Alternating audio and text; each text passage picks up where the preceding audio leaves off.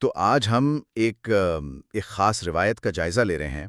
یہ قوم لوط کی کہانی سے جڑی ہے، خاص طور پر وہ پہلو جو شیطان یعنی ابلیس جی اور اس روایت کے مطابق اس کی بیٹی لقیس کے کردار کو سامنے لاتے ہیں۔ بالکل، اور یہ معلومات ایک آپ کہہ لیں یوٹیوب ویڈیو کے ٹرانسکرپٹ سے لی گئی ہیں جو اسی قصے کو بیان کرتا ہے۔ اچھا، تو یہ ماخذ خاص طور پر اس بات پر توجہ دیتا ہے کہ یعنی قوم لوط میں پہلے مردوں میں اور پھر عورتوں میں ہم جنس پرستی کیسے شروع ہوئی۔ صحیح۔ تو ہم اسی بیان کردہ ترتیب اور تفصیلات پر ہی بات کریں گے جو اس ماخذ میں ہیں۔ جی بالکل۔ تو آئیے دیکھتے ہیں یہ ذریعہ کہانی کیسے پیش کرتا ہے۔ اچھا، شروع کرتے ہیں ابلیس کے کردار سے۔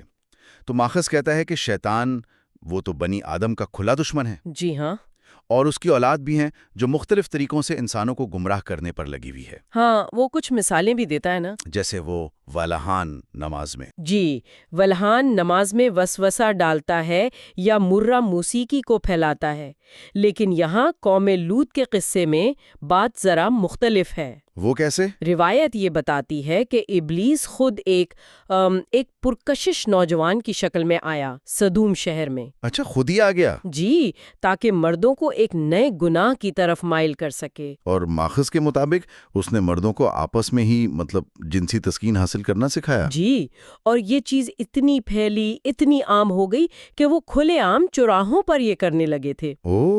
حتیٰ کہ باہر سے آنے والے مسافر مردوں کو بھی اپنی ہوس کا نشانہ بناتے۔ اور عورتوں کو؟ عورتوں کو ماخذ کہتا ہے مکمل طور پہ نظر انداز کر دیا تھا۔ اچھا، تو اسی بگڑتی صورتحال میں پھر حضرت لوط علیہ السلام تشریف لائے ہوں گے۔ بالکل۔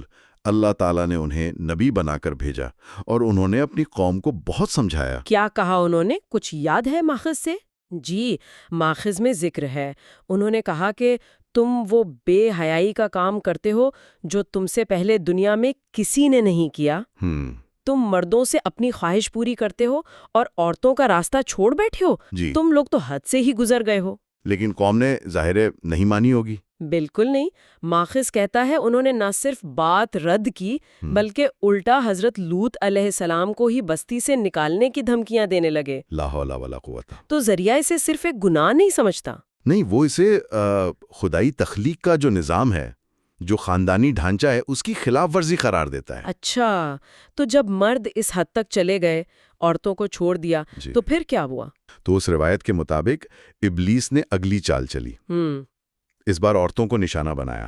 جی، اور یہیں وہ لقیس کا ذکر آتا ہے نا؟ بالکل، یہی پر لقیس کا کردار سامنے آتا ہے۔ ماخذ کہتا ہے کہ ابلیس نے اپنی بیٹی لقیش کو بھیجا، جسے وہ کہتا ہے بہت حسین تھی۔ جی ہاں، بہت حسین، اور وہ بھی ایک خوبصورت عورت کا روپ دھار کر آئی۔ اچھا، اور آ کر پہلے تو اس نے عورتوں سے اپنے شوہر کی بے رخی، بے وفائی کا رونا رویا، ان کی ہمدردی لی۔ یعنی پہلے اعتماد جیتا۔ بالکل۔ پھر اس نے مشورہ دیا کہ جیسے مرد تم سے بے نیاز ہو گئے ہیں، تم بھی ان سے بے نیاز ہو جاؤ۔ اور آپس میں؟ جی، آپس میں ہی ایک دوسرے سے اپنی جنسی ضرورت پوری کرو۔ اور ماخذ کہتا ہے کہ اس نے یہ کر کے بھی دکھایا۔ ہاں، بات صرف مشورے تک نہیں رہی۔ ماخذ میں ذکر ہے کہ لقیس نے عملی طور پر ایک شاید کسی رئیس عورت کے ساتھ یہ فعل کر کے دکھایا۔ اور اس طرح عورتوں میں بھی یہ چیز شروع ہو گئی؟ جی، اس روایت کے مطابق عورتوں میں ہم جنس پرستی کا آغاز اسی طرح ہوا، اور ماخذ یہ بھی کہتا ہے کہ مردوں نے بھی اپنی عورتوں کو اس سے نہیں روکا۔ عجیب بات ہے۔ تو جب قوم مطلب مرد و زن دونوں ان گناہوں میں اس بیان کے مطابق بالکل حد سے بڑھ گئے، اور حضرت لوط علیہ السلام کی تنبیہات کا بھی کوئی اثر نہیں لیا، جی مسلسل نظر انداز کرتے رہے، تو پھر اللہ کا عذاب آیا۔ وہ پتھروں اور آگ والا عذاب؟ جی، ماخذ بتاتا ہے کہ پتھروں اور آگ کی بارش ہوئی جس نے پوری بستی کو تباہ و برباد کر دیا۔ یہ ماخذ اس واقعے کی تاریخی حیثیت پر بھی کچھ کہتا ہے؟ جی، وہ کہتا ہے کہ سدوم اور عمورہ کا ذکر صرف قرآن میں نہیں بلکہ توریت اور انجیل میں بھی ہے۔ سن سٹیز کے نام سے؟ بالکل، سن سٹیز یعنی گناہ کے شہر۔ اور یہ بھی دعویٰ ہے کہ قدیم یونانی تحریروں میں بھی اس تباہی کا کوئی نہ کوئی حوالہ ملتا ہے۔ تو خلاصہ یہ ہوا کہ یہ ماخذ صدوم اور امورا کو ہم جنس پرستی کا نقطۂ آغاز بتاتا ہے۔ جی، انسانی تاریخ میں پہلے مردوں میں ابلیس کے ذریعے اور پھر عورتوں میں اس کی بیٹی لکیز کے ذریعے، یہ اس روایت کا کہنا ہے۔ اور آخر میں ماخذ ایک موازنہ بھی کرتا ہے آج کے دور سے۔ ہاں، وہ آج کل بعض مغربی معاشروں میں ہم جنس پرستی کو قانونی حیثیت دینے اور اسے انسانی حقوق کا درجہ دینے کا ذکر کرتا ہے۔ اور اس کا موازنہ کرتا ہے قوم لوط کی اس حالت سے۔ جی، جب وہ عذاب آنے سے پہلے اپنی روش پر خوش تھے، اسے برا نہیں سمجھتے تھے۔ تو ماخذ اس سے کیا نتیجہ نکالتا ہے؟ ماخذ کا نقطہ یہ ہے کہ انسانی بنائے ہوئے قوانین وہ اللہ کے قوانین کا متبادل نہیں ہو سکتے۔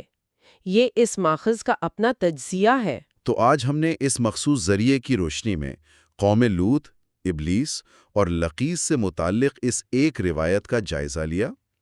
ہم نے دیکھا کہ یہ ذریعہ کیسے مردوں اور پھر عورتوں میں ہم جنس پرستی کے آغاز کی بات کرتا ہے۔ جی، اور حضرت لوط علیہ کی تنبیہ کو کیسے رد کیا گیا اور قوم کا انجام کیا ہوا۔ بالکل۔ لیکن یہ یاد رکھنا اہم ہے کہ یہ ایک مخصوص تاریخی اور مذہبی بیانیہ ہے۔